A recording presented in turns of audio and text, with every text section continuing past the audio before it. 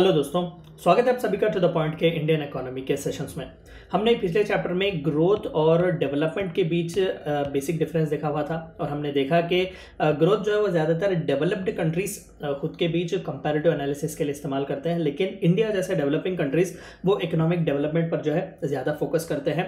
Comparative analysis के लिए economic development को ही वो कंसिडर करते हैं, लेकिन हमने ज़्यादातर फोकस जो है वो इकोनॉमिक ग्रोथ पर ही दिया हुआ था। हमने इकोनॉमिक ग्रोथ से रिलेटेड कई इंपॉर्टेंट चीज़ें जो थी उनसे बात भी किया कि पॉजिटिव ग्रोथ है, नेगेटिव ग्रोथ है, स्ट्रक्चरल चेंजेस जो खासकर डेवलपमेंट के बारे में हमने देखे वो क्या क्या होने चाहिए। लेकिन हमने ये नहीं देखा कि दरअसल उस डेवलपमेंट को जो है किस तरीके से पाया जा सकता है। ऑफकोर्स पॉजिटिव ग्रोथ डेवलपमेंट का एक हिस्सा है, लेकिन महज पॉजिटिव ग्रोथ पूरा डेवलपमेंट जो है वो इंडिकेट नहीं करता। हमने अगर आपको एक टर्म याद हो तो हमने देखा कि quality of life, standard of living, ये कहीं ना कहीं वेलफेयर इकोनॉमिक्स के पार्ट है, यानी कि इकोनॉमिक्स का वो हिस्सा जो पीपल के वेलफेयर से कंसर्न है। देखिए, ज़्यादातर इकोनॉमी जो है या फिर इकोनॉमिक्स जो सब्जेक्ट है वो ज़्यादातर मनी के बारे में बात करता है, ट्रांजैक्शंस के बारे में बात करता है, मॉनिटरी टर्म्स में ही वो ज़्यादातर बात करता है। लेकिन इकोनॉमी को अगर हम ह्यूमन डेवलपमेंट को ऐड करें तो उसे वेलफेयर इकोनॉमिक्स कहते हैं। तो आइए आज का हमारा ये टॉपिक और आज का हमारा चैप्टर वेलफेयर इकोनॉमिक्स के बारे में जानने की कोशिश करते हैं। What is welfare economics? अभी हमने इसके बारे में थोड़ा बहुत डिस्कशन किया, तो आइए इसका डेफिनेशन देखते हैं। It is the study of how the allocation of resources and goods affect social welfare. Social welfare यानी कि ह्यूमन वेलफेयर, किस तरीके से स्टैंडर्ड ऑफ लिविंग बढ़ता है, एजुकेशन, हेल्थ, ये सभी सोशल सेक्टर्स ही हैं। तो ये सोशल वेलफेयर किस तरीके से लोगों का होता है और किस तरीके से किस रिसोर्सेस को किस तरीके से एलोकेट करने से हम इस सोशल वेलफेयर को पा सकते हैं, उसी के स्टडी को वेलफेयर इकोनॉमिक्स कहते हैं। This relates directly to the study of economic efficiency and income distribution, as well as how these two factors affect the overall well-being of the people in the economy. जाहिर सी बात है कि दोनों important concepts ही हैं। Economic efficiency, कितने हद तक या फिर किस हद तक आपकी इकोनॉमी एफिशिएंट है, सेल्फ सस्टेनिंग है, क्या आपके इंपोर्ट्स एक्सपोर्ट से ज़्यादा है, क्या आप अदर कंट्रीज पर डिपेंड हो रहे हैं आपके फूड ग्रेन्स वगैरह के लिए, ये भी बहुत ही क्रूशियल है इकोनॉमिक डेवलपमेंट के लिए। और दूसरा इनकम डिस्ट्रीब्यूशन, जो कुछ भी एक कंट्री कमा रही है, ऑफ कोर्स कंट्री के पीपल जो कमा रहे हैं, किस तरीके से वो इनकम डिस्ट्रीब्यूट किया गया है, क्या पॉवर्टी ज्यादा है।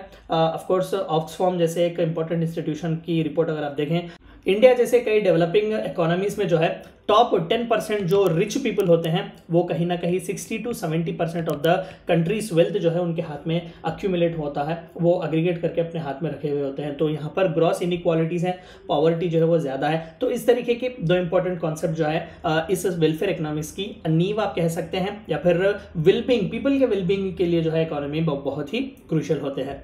In practical terms, welfare economists seeks to provide tool to guide public policy to achieve beneficial social and economic outcomes for all the society.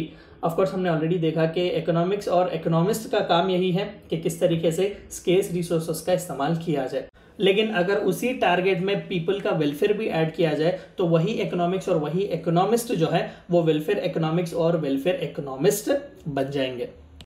तो इस दुनिया भर के ग्रोथ और डेवलपमेंट के झगड़े में जो है सबसे पहला ब्रेक थ्रू जो है वो इस छोटी कंट्री ने, एक माउंटेनियस कंट्री है, इंडिया का बहुत ही अच्छा एक नेबर है, भूटान ने जो है हमें इस पूरी दुनिया को रास्ता दिखाया हुआ था कि ग्रोथ और डेवलपमेंट के बीच फ़र्क क्या है, हमें ह्यूमन डेवलपमेंट पर कॉन्सेप्ट देना चाहिए, ना कि महज इकोनॉमिक ग्रोथ पर। तो आइए भूटान की केस स्टडी थोड़ा बहुत देखते हैं। In 1971, Bhutan rejected GDP as the only way to measure progress in the nation. तो देखिए कितनी हिम्मत जो है इन्होंने दिखाई हुई थी, क्योंकि ऑलरेडी यूएसए, यूके जैसे इंडस्ट्रियलाइज्ड कंट्री जो थे वो जीडीपी पर बहुत ज़्यादा डिपेंड कर रहे थे। आईएमएफ, वर्ल्ड बैंक जैसे दिग्गज इंस्टीट्यूट जो थे वो कंट्री की जीडीपी को देख रहे थे और वहाँ पर डिसाइड कर रहे थे कि कौन सी कंट्री को कितना लोन, कितना ग्रांट मिलेगा। लेकिन भूटान ने पहली बार ये कहा कि क्यों पैसे से ही हमें या फिर हमारे नेशन के डेवलपमेंट को तोला जाएगा, किस लिए जो है जीडीपी इकलौता क्या ऐसा ग्रोथ का डिटर्मिनेंट है जो कि हमें कंसिडर करना चाहिए, नहीं, हमें ह्यूमन डेवलपमेंट भी, यानी कि ओवरऑल जो उनका कल्चरल डेवलपमेंट है, स्पिरिचुअल डेवलपमेंट है, educational levels, health levels, quality of living, हमें इसे भी कंसिडर करना बहुत ही ज़रूरी है। ये सबसे पहली बार भूटान ने प्रपोज किया हुआ था।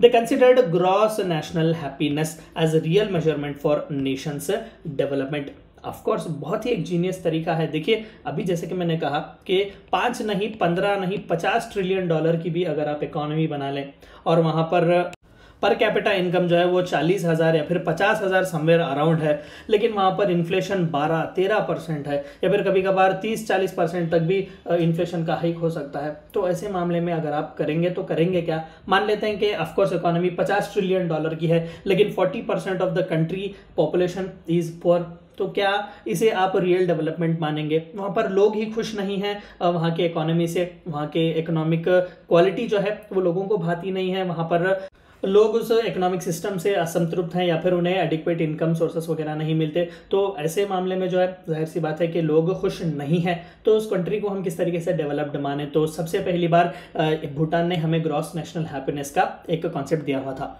This gross national happiness considered physical, spiritual, social, health, educational and other such aspects of nation and its progress। यही जो झगड़ा हम कर रहे थे पिछले चंद चैप्टर से कि ग्रोथ बड़ा है या फिर डेवलपमेंट बड़ा है, तो जाहिर सी बात है कि यहाँ पर प्रूव किया गया कि development and that to human development is very necessary. Overall development, उसका हेल्थ अच्छा हो, स्पिरिचुअलिटी उसकी अच्छी हो, फिजिकली वो अच्छे हो, ट्रेडिशनली कल्चरली एनरिच्ड हो, एजुकेशनल लेवल्स अच्छे हो, तभी एक कंट्री को डेवलप्ड माना जाना चाहिए।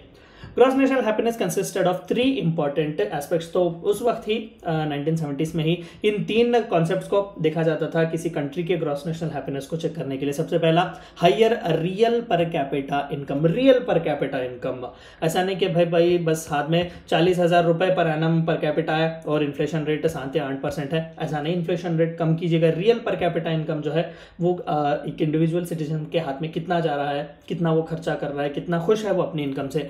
एनवायरमेंटल प्रोटेक्शन बहुत ही ज़रूरी है। दुनिया की आंखें खोलने वाला सबसे इम्पॉर्टेंट कॉन्सेप्ट जो था वो यही था। एनवायरमेंटलिज्म भी यही से शुरू होता है। कल्चरल एंड एथिकल प्रोग्रेस, कितना एथिकल है वहाँ के सिटीजन, कितने जो है ऑफकोर्स नेशनलिज्म, पेट्रियोटिज्म, ये सभी कॉन्सेप्ट इसी cultural and traditional ethics and ethos में ही आते हैं। तो वहाँ के लोग कितने एथिकल हैं ये भी जो है हमें देखना बहुत ही ज़रूरी है। तो दिस वाज द भूटान के स्टडी, बहुत ही इंपॉर्टेंट है, कई एग्जाम्स में भी जो है डायरेक्टली पूछा जा सकता है। तो यही से हमें एक कॉन्सेप्ट देखने को मिलता है, that is human development index. तो आइए देखते हैं ह्यूमन डेवलपमेंट इंडेक्स क्या है।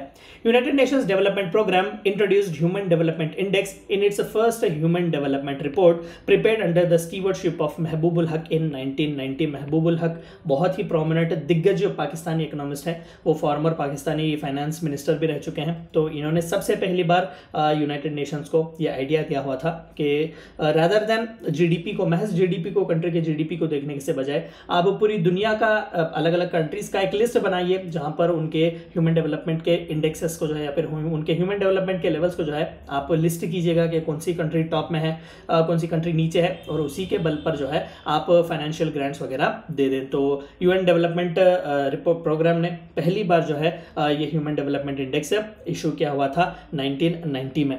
Human Development Report 1990 has defined human development as the process of widening people's choices as well as raising the level of well-being achieved। जाहिर सी बात है कि इकोनॉमी में जितने चॉइसेस होंगे पीपल को, उतना ही वो इकोनॉमी डेवलप्ड मानी जाएगी। And again rising levels of wellbeing, कि भाई सभी खुश हैं, स्टैंडर्ड ऑफ लिविंग सभी के अच्छे, एजुकेशन सभी को मिल रहा है, हेल्थ सभी तक पहुंच रहा है, तो ये सभी जो है वो जाहिर सी बात है कि इकोनॉमिक डेवलपमेंट का ही एक हिस्सा है। तो ह्यूमन डेवलपमेंट रिपोर्ट आज भी जो है वो रिलीज होती है एनुअली, तो उसमें सभी कंट्रीज को जो है उस इंडेक्स के हिसाब से, लिस्ट के हिसाब से उन्हें रैंक किया जाता है। Essential components of human development are equity, sustainability, productivity and empowerment। ये 4 इंपॉर्टेंट कॉन्सेप्ट्स पर ही इन कंट्रीज को कंपेयर किया जाता है और उन्हें लिस्ट किया जाता है कि इक्विटी किस तरीके से, वहां पर किस तरीके के हालात हैं, वहाँ पर पॉवर्टी किस तरीके से है, और जेंडर इक्वालिटी वगैरह के कॉन्सेप्ट किस तरीके से हैं, सस्टेनेबिलिटी उनकी किस तरीके से है, सेल्फ सस्टेनिंग वो है या नहीं है, प्रोडक्टिविटी किस तरीके से है, वहाँ पर कितने वर्किंग आवर्स है, लेबर्स का वेलफेयर क्या है, एम्पावरमेंट, अगेन वुमेन एम्पावरमेंट वगैरह, या फिर पुअर एम्पावरमेंट, ये सभी कॉन्सेप्ट्स को जो है देखा जाता है। आप यहाँ पर पिक्चर देख सकते हैं, ये मिस्टर महबूबुल हक है। Human Development Index measures the average achievement in a country in 3 basic dimensions of human development, that is a long and a healthy life, access to knowledge and a decent standard of living। तो 3 important components हैं इस human development index के, यानी कि इन 3 important components को जो है consider किया जाता है जब कंट्रीज को रैंक करते हैं। पहला, long and healthy life, average life span कितना है उस कंट्री में, मेन एंड वुमेन दोनों का। एक्सेस टू नॉलेज, कितने पढ़े लिखे लोग हैं, कितनी लिटरेसी है वहां पर, और कितना ईजिली जो है वहां के लोगों को एजुकेशन मिल रहा है। और तीसरा, डिसेंट स्टैंडर्ड ऑफ लिविंग, सभी को क्वालिटी ऑफ लिविंग मिल रही है या नहीं। ये 3 कंपोनेंट्स पर ही जो है पूरा ह्यूमन डेवलपमेंट रिपोर्ट और ह्यूमन डेवलपमेंट इंडेक्स बनाया जाता है। ह्यूमन डेवलपमेंट रिपोर्ट 2020 रिसेंटली ही आई हुई थी कोविड के आउटब्रेक के टाइम। तो आइए देखते हैं क्या कि इस ह्यूमन डेवलपमेंट रिपोर्ट 2020 में क्या कहा गया। Out of 189 countries, India has ranked 131 on the Human Development Index 2020 prepared by UNDP। दरअसल ये उतना अच्छा रैंक नहीं है क्योंकि इंडिया जैसे एक सेकेंड मोस्ट पॉपुलस कंट्री को कम से कम टॉप 50 में तो होना चाहिए था, लेकिन सरकार जो है कई इनिशिएटिव्स ले रही है इसे डेवलप करने के लिए। With an HDI value of 0.645। देखिए दरअसल HDI जो है वो 0 से 1 के बीच कंपेयर किया जाता है, यानी कि आप 0 से होते हुए 1 तक जाते हैं। जब 1 किसी भी कंट्री को, आज तक तो 1 किसी भी कंट्री को नहीं मिला, अगर किसी कंट्री को HDI वैल्यू 1 मिल जाता है तो वहां पर किसी भी तरीके के रॉन्ग ही नहीं है, या फिर वहां पर it will be best called as the best country, या फिर ऐसा मान लीजिएगा कि भाई it is next to heaven, यानी कि वहां पर किसी तरीके के सोशल इकोनॉमिक इंजस्टिस ही नहीं है, वहां पर हर चीज जो है वो अच्छी है। तो आज तक किसी कंट्री को ये 1 जो है HDI वैल्यू वो नहीं मिला। तो इसी तरीके से जब आप किसी कंट्री को 0 रेट करेंगे, यानी कि that would be the worst country when it comes to the human development. तो इंडिया जो है समवेयर इन बिटवीन है, मीडियम ह्यूमन डेवलपमेंट कैटेगरी में जो है इंडिया आता है। अगेन यहाँ पर भी 3 कैटेगरीज हमें देखने को मिलते हैं। 0 to 0.5 तक जो है वो लो कैटेगरी के हैं, यानी कि विद इन 0.5 अगर आपका स्कोर वैल्यू आता है तो आप लो हैं। 0.5 टू समवेयर 0.8 या फिर 0.7 कहीं ना कहीं आप मिडिल हैं, यानी कि इंडिया 0.645 है तो ये मिडिल ह्यूमन डेवलपमेंट कैटेगरी है। एंड अबव 0.9 या फिर 0.8 जो है वो कहीं ना कहीं हाई ह्यूमन डेवलपमेंट कैटेगरी के अंडर वो कंट्रीज आते हैं। तो इंडिया कोशिश कर रहा है कि इस मीडियम ह्यूमन डेवलपमेंट कैटेगरी से हाई ह्यूमन डेवलपमेंट कैटेगरी तक जो है वो जा पाए। तो as per human development report 2020, Norway, Ireland and Switzerland stood as the top 3 countries for good human development index. आप देख सकते हैं कि कितना हाई इनका स्कोर है, यानी कि वहाँ पर हैप्पीनेस जो है वो अच्छा है, वहाँ के लोग खुश हैं वहाँ के इकोनॉमिक सिस्टम से। तो 0.95 के ऊपर जो है इनके स्कोर्स हैं। And again Niger, Chad and South Sudan, ये सभी अफ्रीकन कंट्रीज हैं, stood as the last 3 countries for low HDI of less than 0.40 HDI value. तो ये 3 जो है वो लास्ट थे ह्यूमन डेवलपमेंट रिपोर्ट 2020 के अनुसार। ये थी चंद बातें आपको जाननी थी वेलफेयर इकोनॉमिक्स के बारे में। Thank you for watching my video.